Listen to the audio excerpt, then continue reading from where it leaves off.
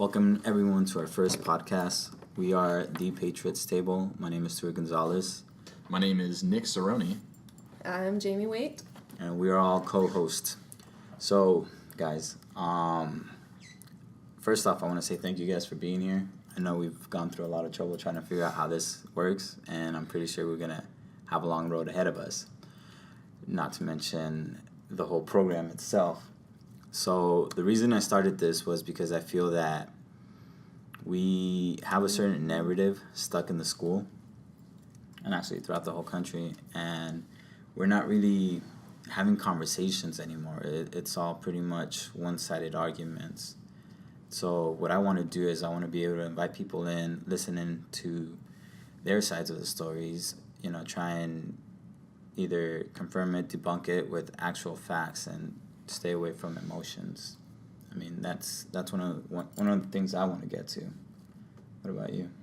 I feel like a lot of people just aren't approaching their ideas in an educated manner. They're kind of just throwing around emotional standpoints without any background whatsoever, which is applicable in some cases, but for the most part, I feel like we can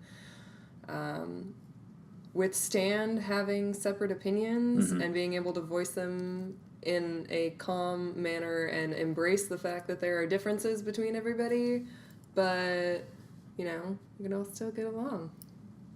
Before I get into it, can we hit this camera right here to make sure it's recording, Stuart? This one? Yeah, I don't think it's recording. No, I think you went to settings on it. Sweet. So I'm at the Patriots table because I think these guys are definitely on point about it. There being a division in the country in terms of people's perspectives on what's reality, and I think it's an honest conversation that needs to be had. So I'm interested in kind of listening, asking some questions, getting alternating viewpoints on, and trying to hash through these matters in a discourseful way. I think we're going to have a chance to get into some really deep things here. So having an open mind and having these conversations in an honest platform, an open platform, is super, super necessary. Yeah, I think the most effective way they were able to divide the country was to make it so people weren't having discussions anymore, and make everything so polar, so everything just seems so black and white, and people would refuse to talk about it. But being part of the pro-life group on campus, I've seen that there's so many shades in between, and a lot of people just don't have I wouldn't say courage. It's more they since they don't see anyone else talking about it, they don't want to be that outcast, that kind of speaks up and say, hey, I don't think it's completely right, or other stuff, that they might find themselves against a mob. And one of the other things is that free speech has a responsibility to listen to other people, because if you're not listening in, then there's no point in anyone talking.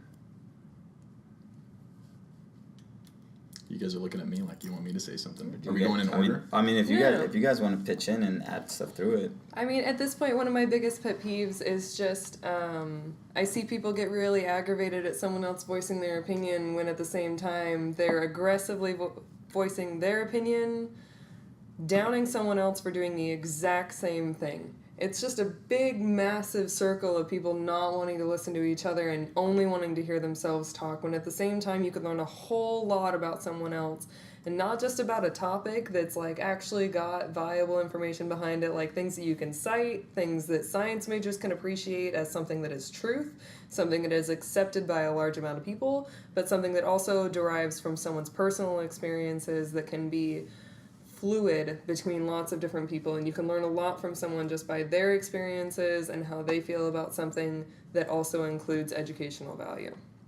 There's literally not enough hours in the day for all of us to consider the stupid ideas in the world, and so I really do think that honestly at the core, right, there is something that illuminates the purpose of why everyone's doing what they do. There's a truth. There is an absolute truth that is there, and I don't think any single person has a monopoly on knowing that or claiming that, which is why discourse is so invaluable to our country's democracy and to our own successes. And so you guys are talking about all these different conflicting ideas and these concepts of reality that people have that are just smashing against each other. Like, I think it's important that we kind of get down to the fundamental cores of what belief is and what knowledge is and what the difference between those two things are. And I think we're going to have a lot of chance to cover ground on this podcast. Certainly, it's a great platform to get the message out. And so you guys, instead of, as we're telling you to listen to other people, just listen to us. Just listen to us.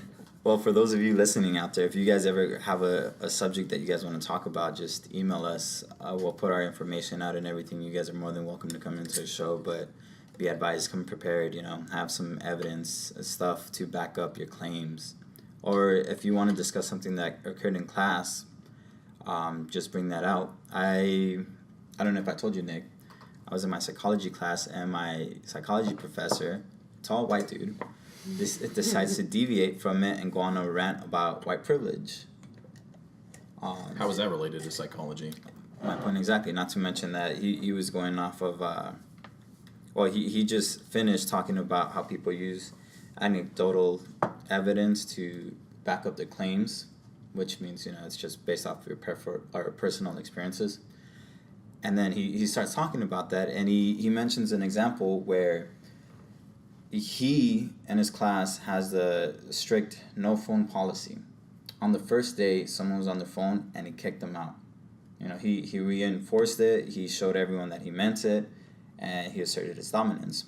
Apparently, he told one of his coworkers about, his policy and how it works, and she was surprised to learn that it actually works.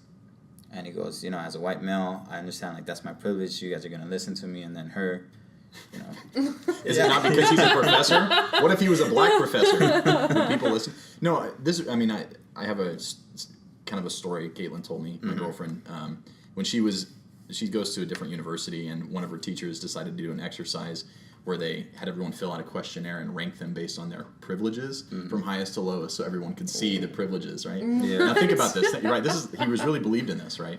This is for I think a mediation or conflict resolution class, but the point is that nobody benefited from that exercise. Yeah. The people that felt like they had less privilege, right? Now you're physically being stacked against other people who you see have more privilege. This internalized concept that has just been manufactured in your mind, thinking that you're less than. Furthermore, the people who scored high on the privilege scale, right, now they feel they have this undue sense of guilt for whatever this questionnaire was based on. Right? Literally nobody benefited from that exercise but the professor. How do you even rank that too?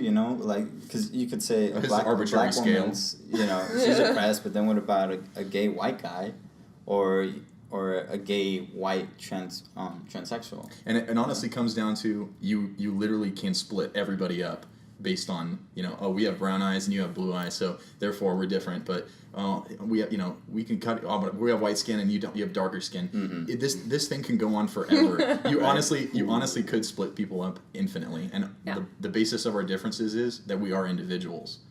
You can't be racist if everyone's an individual. If you look at everybody as an individual, then class politics literally have no place in the world. And so you have to make these artificial distinctions.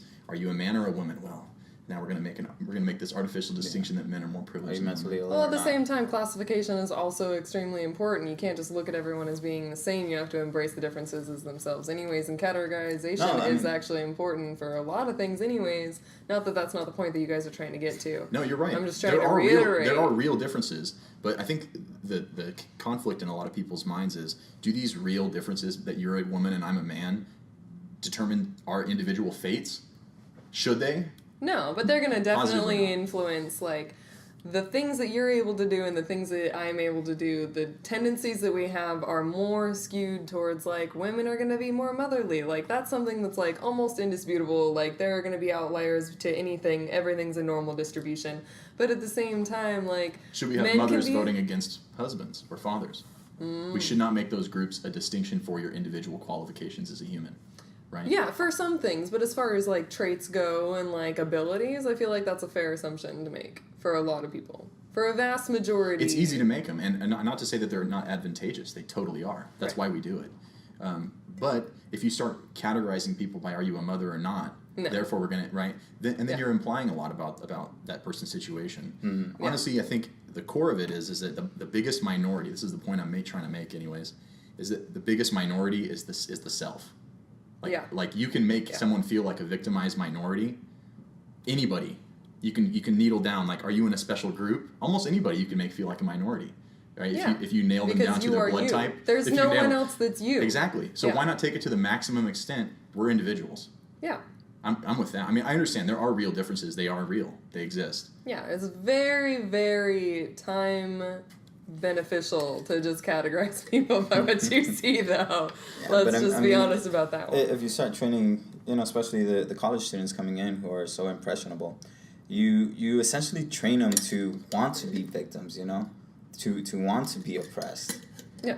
And then they're not gonna want to go out and weather the storm because the world. Well, I mean, it could go either way. Place. It could go either way. You could either be empowering by this, like, you are yourself, you are the biggest minority, go out there and kick ass, or you can be you are the only one, oh my god, you poor thing. That's real. There's a complete disconnect as far as how you're going to go about that individualistic viewpoint. I think people decide to attach to group identity because of exactly what you just said. Yeah. That they, by yourself, you're weak, you're alone, you're an outcast. As you mentioned too, Stuart, you feel that way if you're an individual, so it's more comfortable to be part of a group. And I think that's really the driver, is that people find strength in collectivism. They feel like they're individually too weak. To me, being called an outcast is kind of like, oh, that's kind of cool. Right, and I'm happy about that's a great that. strategy. That's a viewpoint. We are all like that, Yeah. We've always been outcasts. But does that come down to, in my opinion, for a long time been trying to figure out why the hell people think that kind of stuff is a bad thing? To me, I would love to go out there and be the only one doing something, being the first one to talk. Why don't people have that many outcomes? Is it because of the way that they were raised? Is it something that happened in their childhood? Is it just the way that people were treating them? Like, where does it exactly come down to for a large amount of people? Because at this point, there has to be some sort of major problem or something that's going on in a lot of people's lives. Not to say it's just one event for anybody, but like, the general concept, what is going on. Yeah, I mean, there's so many factors that could come into play with it, but I really think this show would be able to counter that.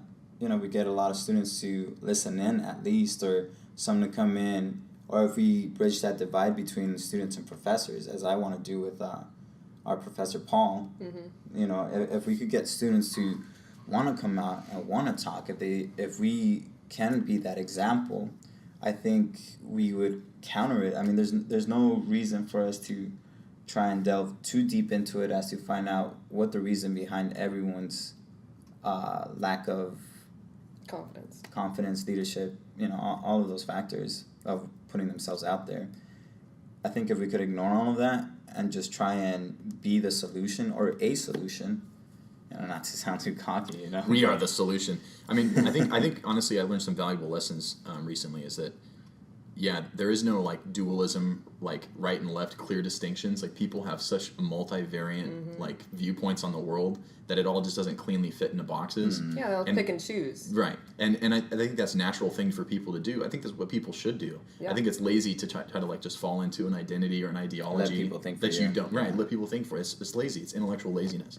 But we can't yell at people to be not intellectually lazy because that's not very motivating. No, right? but that's counterproductive. That's counterproductive. No, but we'll be providing a platform, for people to come on and come and discuss. Find different ways of thinking because, the three of us we're similar, but we're very drastically different. The ways that we handle things, though, I think is effective in our communication style. I think asking people questions and listening to their viewpoints is really the best way. Like as you said earlier, Jamie, that's really the best way. Yeah. Just air the laundry.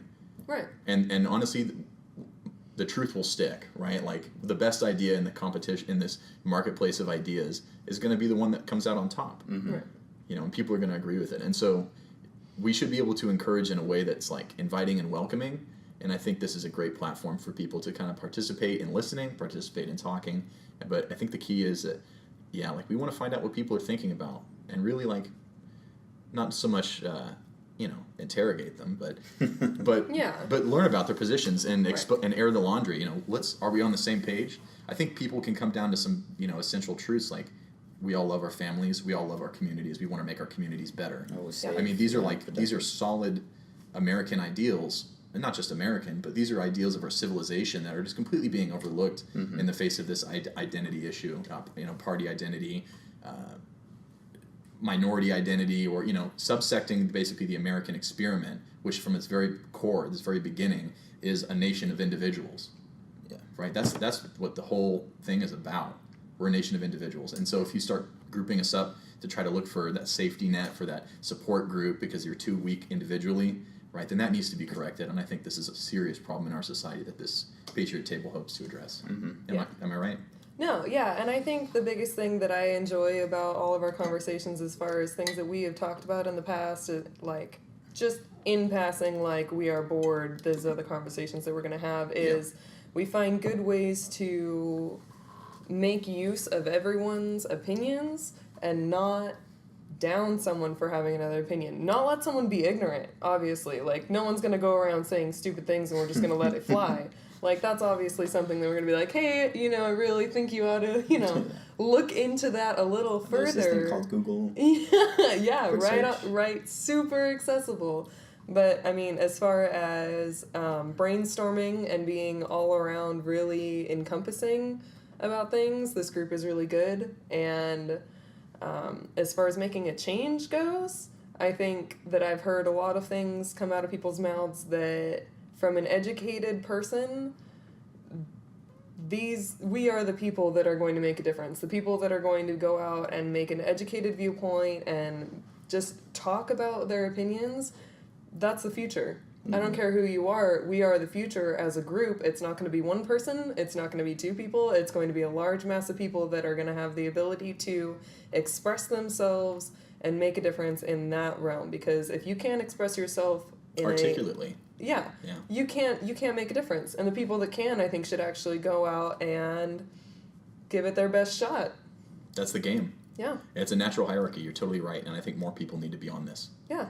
The more diversity we have, the better off we're going to be. So I think that's kind of what I'm shooting for too here. It's right on. fantastic. I think that's well put, Jamie. I like that. I love it. Do you guys want to talk about kind of our backgrounds real briefly? We just gave our names that nobody really knows about what we're doing. We're all Californians, so... Yeah. Jamie, you want to start off? Yeah, so I am a biochemistry major. I'm a senior here at Fresno State. I started at community colleges with a rough start. Started as a welding major from high school. So I've been out in the country for a long amount of time. Been out there, been there, done that. Worked as a biological consultant for the last 5 years during the summer to make money, and hoping to finish Fresno State this year and move on to med school. Excellent. Yeah. And then I'm a United States Marine. We've all taken the long road. I was here first, and then I went back home to help out my family. Ended up going to a couple of community colleges, and it was difficult. LA is overcrowded, and it was almost impossible to just get into general eds. So I ended up enlisting in the Corps. Went in, was planning to go the officer route, got injured 6 months in, so plans changed, and I ended up back here. But I ended up a completely different person than the first time I was around. So this has been a learning experience, and I'm quite anxious to get out there in the world, just make new ideas, form new ideas, gain more knowledge, and I think this would be a great way to do so. Well, I'm from Fresno. My family, I'm a fourth generation Californian. I'm a biology major at Fresno State, and I did some time in the Army. Also changed a lot of different things about the way I thought about the world, because I was from this area and really ignorant to, I never really went south of Herndon until I was 18. I lived a very sheltered life, and so the Army really gave me that opportunity to open my mind and listen to people from all over the country, literally all over the world, actually, and it changed my life. And so, those elements, I'm not advocating at all that everybody joins the Army, but there was lessons that you had to learn, being a part of that machine that make you a better thinker outside the machine. And there's valuable lessons in dedicating yourself to a sense of duty. And I think that something that's lost in the country is a sense of patriotic duty, right? I feel like it's my duty to be here. It's my duty to talk the truth as I see it, and to be open-minded enough to let my ideas not be indefeatable. The Army has definitely humbled me in a lot of ways, Fresno State just continues to boost my ego even more. Oh, no. So I'm right back to it in some ways. But yeah, I'm really happy to be here, and I'm also applying for medical schools right now. So gunning for a good future as everybody else is. That's all we want and could hope for. And Yeah. I think that's what kind of brought us together, is just we have this weird love for humanity where we see its flaws and everything, and we joke about it. And I think comedy is the best way to go about speaking the truth. There's a real lesson in that. Yeah, you don't take it too seriously, and you see it in a more lighthearted way, where it's not confrontational. But we are out of time. We should have actually been out by 7:30. It's 7:48. But thank you everyone for tuning in. Everyone who watched. I look forward to seeing you guys, hearing from you guys, and hoping to have you guys on the show. Network abilities to contact us. Okay, so our email address is Patriot table @gmail.com. Just one Patriot or two Patriots? No, just no S in it. Yeah, singular. So we're going to have a YouTube page up. Hopefully we'll have an Instagram page, and we will probably have a Facebook page. I'm not a fan of Facebook. And don't forget, smash that subscribe button, hit the like button, comment below, Heck subscribe yeah. to our Patreon. We don't have any of that yet. We don't have so Patreon. No. That would be nice though. Don't do any of that. No. We don't want your money. The school has the supplies, though they don't have the right supplies. They just have random supplies. We'll make it work. Yeah, we'll figure it Yeah, out. we're very appreciative of Fresno State for letting us use their stuff. That's our taxpayer money, so It's our money. technically we paid for it. Oh no, I pay tuition. Now you're gonna hear someone upstairs get mad about it. It's like, what are you guys talking about? Okay, whatever.